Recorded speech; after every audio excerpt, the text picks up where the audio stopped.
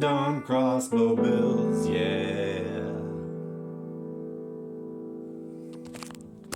Greetings, ladies and gentlemen and dignified non-binary people. This is Grim Dawn Crossbow Builds, where all we talk about are crossbow builds for the game Grim Dawn. Today we are looking at Dervish with a Quillthrower of Dreeg crossbow. So the main attack is Amarasta's Blade Burst, supplemented by a weapon component attack called Biting Blades. Let me show you what this lady's up to. First I will summon my Guardians of Empyrean, acid versions of course, and I will wail away on one of the dummies here. Get my pets to attack it. So I have the Biting Blades attack on left click so that I can have a constant flurry of poison blades.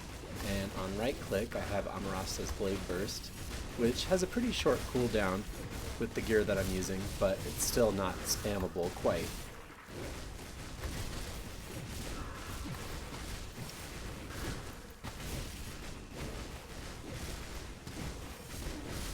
So you can see we mean business there. These eyes around me come from the weapon. I'm going to move away so they stop attacking the dummy. That's the basic idea. Let me show you the skills that we're using.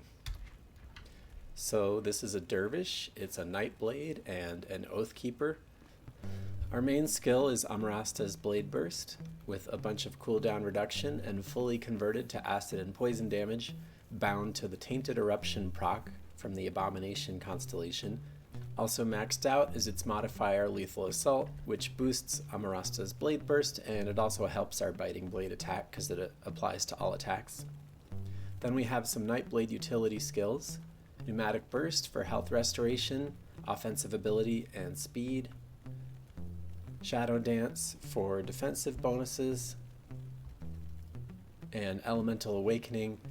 I have this maxed out partially for the elemental resistance and partially because the frostburn damage gets converted to poison damage.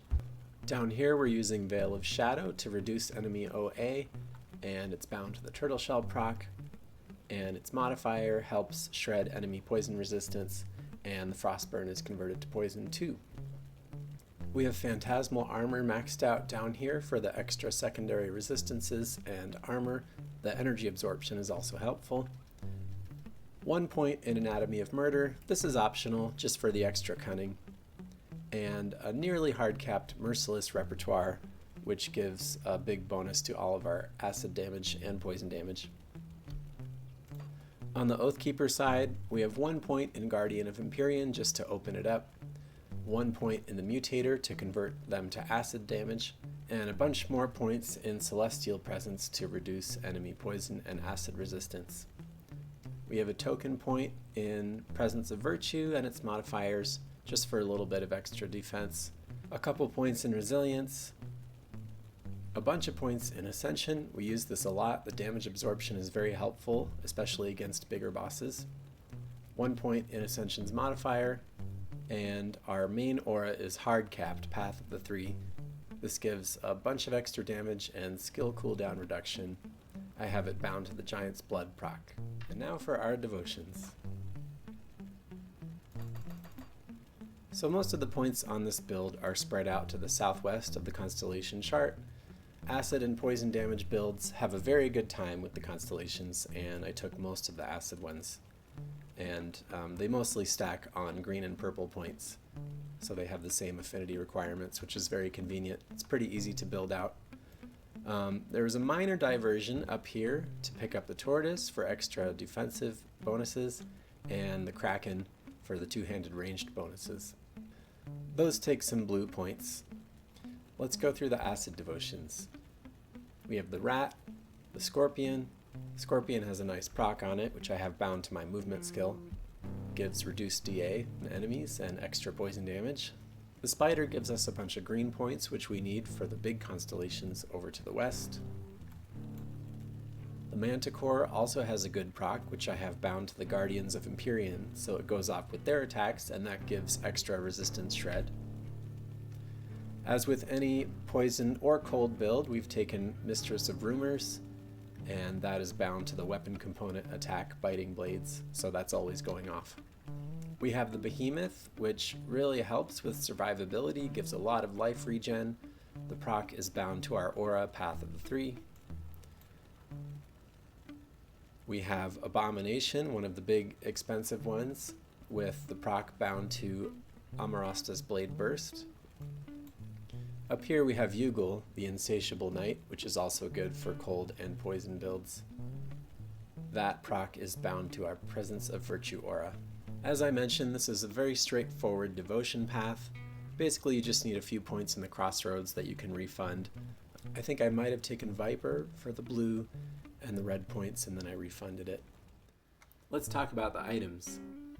We're using the Mythical Quillthrower of Dreeg crossbow, which gives a bunch of bonuses to Amarasta's Blade Burst, including larger target area, flat acid damage, and full cold to acid conversion, as well as a really fun proc, the Eye of the Guardian, which makes these little Eye of Dreeg kind of style eyes hover around you and occasionally explode.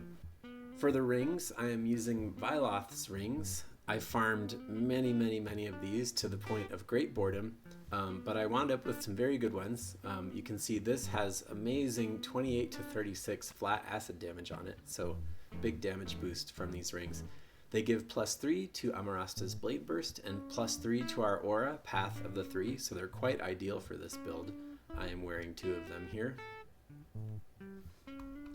For the helmet, I'm using Mythical Cowl of the Venom Blade, paired with the armor, the Stealth Jacket of the Venom Blade on the chest slot.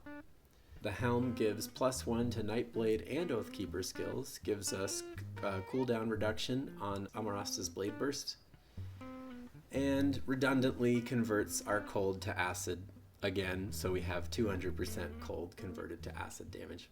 The helm also gives us some global elemental to acid conversion, which is pretty useful because it's converting also some of the Nightblade cold damage from other skills. I really lucked out with the amulet on this character. I found a well-rolled Kaizen's Burning Eye amulet. In addition to the +1 to all skills, has +2 to Ascension and a healing proc on it. Before I was using this beautiful amulet, I was using Mythical Azraka's Sands, which has +1 to all Oathkeeper skills, but the main thing I liked about it was it has one of the best circuit breakers in the game. So Rewind Fate activates when health drops below 25%, so it has a very low threshold for turning on, and it restores 100% of health and gives you a bunch of health regeneration. So it's pretty much guaranteed to save you from at least one thing. On the shoulder slot, I'm using another monster infrequent, Xantarin's Shoulder Guard, with +3 to Lethal Assault and +3 to Ascension, both skills that we use liberally. I farmed for a long time until I found one that had bonus acid and poison damage on it. For the gloves, I'm using the Mythical Handguards of Perdition, and the main attraction for these gloves is just the +2 to Path of the Three, which allows us to hard cap the aura, which makes a really big difference for our overall damage output and also our skill cooldowns. Also has pretty good armor on those gloves. In the boot slot, I'm using Mythical Stone Treaders, which gives some extra acid and poison damage, some extra armor, and a nice defensive proc, protecting against physical and pierce damage, which are some of the biggest burst damage killers in the game. For the metal, I am using Ilgor's Eternal Curse, which comes from the hero skeletal monstrosity in the Steps of Torment. It's an optional enemy in the skeleton key area, and he drops 2 different metals. This is one of them. We're using this for the big fat 48% weapon damage added to Amarasta's Blade Burst. That makes a really big difference. This also has pretty good affixes on it, extra acid and poison damage and extra defensive ability. Our belt is Mythical Murmur's Kiss, flat acid damage, +3 to Lethal Assault. Pretty good all-around belt. There's also a good offensive proc on it, Murmur's Kiss. On the relic, I'm using Malediction. There are a couple different options for this slot. I was using Meditation, which gives +1 to all Oathkeeper skills and also gives bonus acid and poison damage. But it just doesn't hit as hard as Malediction. Malediction has not only the flat poison damage, but also gives you the aura with a bunch of flat acid damage. So I like this level 60 relic even better than the level 90 ones for this character. On the pants, I'm using Venom Skin leg wraps, which are mainly used for the +3 to Merciless repertoire, which gives us extra poison damage. And there's a pretty good retaliation proc on them too. Another strong contender for the pants slot is Gravathul's Leggards.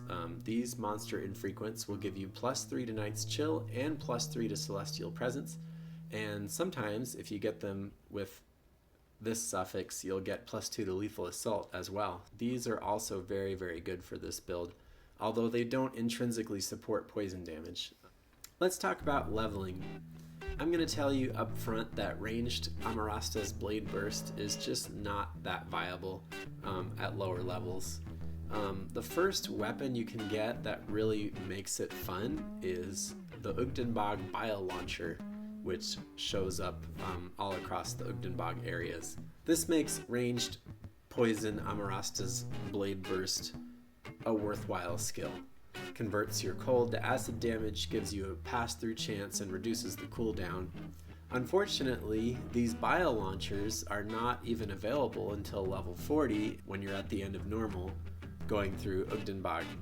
So for your lower levels, just getting from level 1 to 40, if you want to do this as a poison build the whole way through, I would recommend using Rift Scourge Slicers. So that's what I did with this character. These are actually a really good monster infrequent to try out for beginners because they're very accessible. They drop in the early areas of the game. You can pick them up from level 5, and it gives you very easy Pierce to Acid conversion on the Shadow Strike skill. And it can be really fun in the endgame as well. If you're going to go the Shadow Strike route, you probably want to use the Corvin Doomfiend set. And I did that for a while on this character as well, and I was having a lot of fun with it. But this is ultimately a crossbow channel, so I had to bring this character in line with my very rigid dogmatic philosophy for this channel, which I did. Alright, let's see how our acidic lady does on SR75. Which continues to span eternity.